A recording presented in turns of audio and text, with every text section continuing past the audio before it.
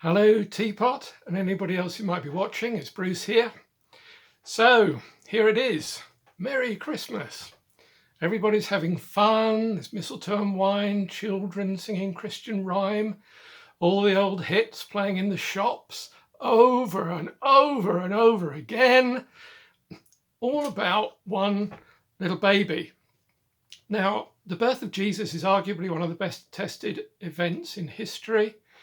It's recorded by, among others, Dr. Luke, who Paul the Apostle referred to as the beloved physician, almost certainly a graduate of one of the Greek medical schools. He uses all of the medical terminology of people like Galen, Hippocrates, the inventor of the Hippocratic Oath, in a way that none of the other writers do.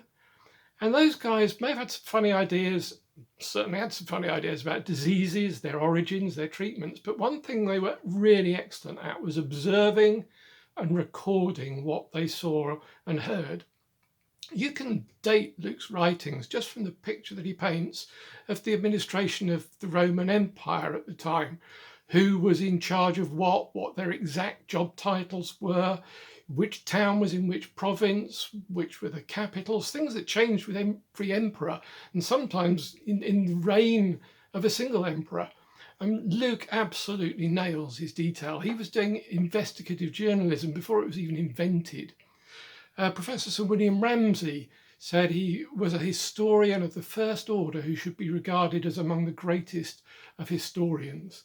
And that historian wrote about the birth of Jesus. He said Joseph went up from the town of Nazareth in Galilee to Judea, to Bethlehem, the town of David, because he belonged to the house and line of David. He went there to register with Mary, who was pledged to be married to him and was expecting a child. While they were there, the time came for the baby to be born, and she gave birth to her firstborn, a son. She wrapped him in cloths and placed him in a manger because there was no guest room available for them. Yeah, I'm sorry, the inn is a mistranslation. It's now very clear to us that the Greek word means a guest room in a private house. The innkeeper, beloved of every school nativity play, didn't exist. The stable is a fiction. I'm sorry.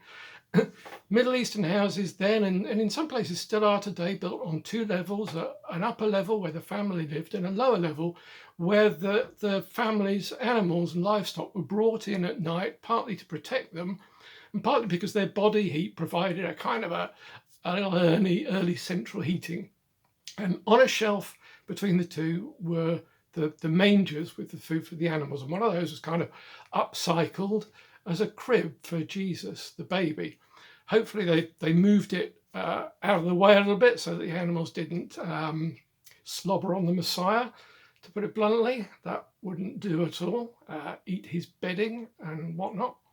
And there he was. Now, if you were to invent a story about the God who created the world entering the world in human form, I don't think you would choose that kind of setting and that kind of image. You would pick something much grander and more majestic and impressive. But the setting was perfect for the one of whom Isaiah had prophesied. He had no beauty or majesty to attract us to him, nothing in his appearance that we should desire him, of whom the Apostle Paul, a few decades later, said and wrote, he made himself nothing by taking the nature of a servant, being made in human form, and being made in appearance as a man, he humbled himself by becoming obedient to death.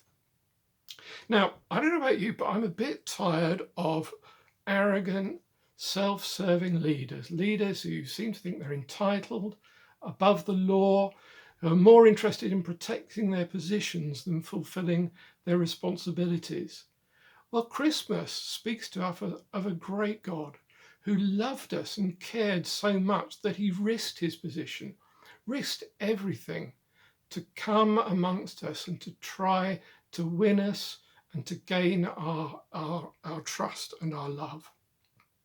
Faced with the challenge of human suffering, he said, I will come and share it with you, even to the point of torture and to death, and I will show you a way to overcome both of them. And faced with the problem of our sin, the suffering that we inflict on one another, whether intentionally or just through sheer selfishness. A weight of suffering that natural justice calls for the heaviest of sanction. God said, you cannot deal with that. So I will come and I will deal with it for you. I will take that sanction upon myself so that you can be forgiven and that you can be free. That is the gift that he offers to us this Christmas and every Christmas. Sin forgiven, a way to conquer and overcome in life, and reconciliation with the one who created us. So let's, as we enjoy this Christmas, as we eat and drink, as we share with family and friends, hopefully, as we laugh and sing and exchange gifts, let's not forget to say thank you to the one who gave us all of those things and so much more beyond. Happy Christmas.